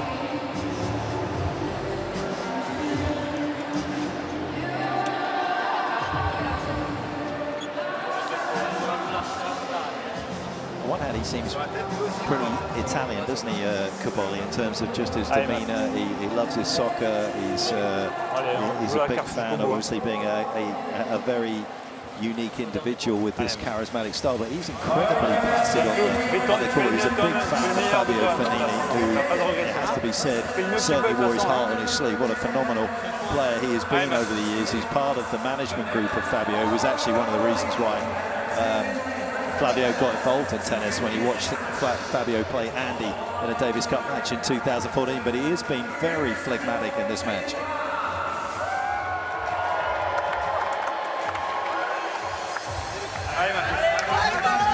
Interesting, Todd, that Ugo's had a bit of an ice pack on his neck there. Is it that hot today, in your opinion? It's sticky. It's really humid. There's no what happens in here because of this roof. There's no breeze. There's not a lot of circulation, and that can be an issue. It's just ironic because this used to be one of the most difficult courts to play on in the daytime. It was very swirly and tough, but with the roof, it's made it pretty much just that perfect indoor ball striking type of court.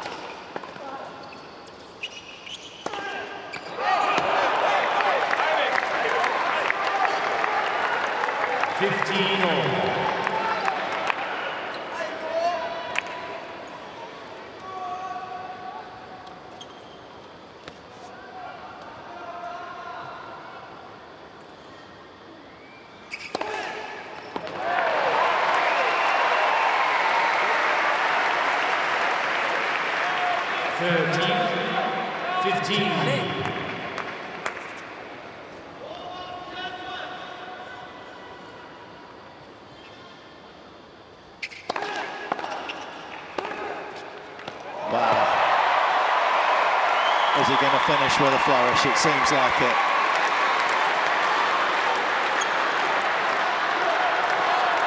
A point away from booking Team Italy into the quarterfinals of the United Cup.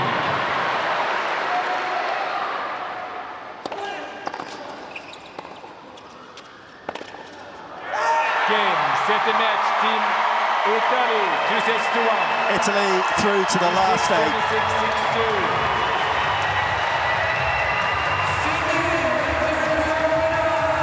Match point saved, and then he reeled him in swiftly, and that decider did Flavio Cobolli. 22-year-old has put another win in the account on the final day of 2024.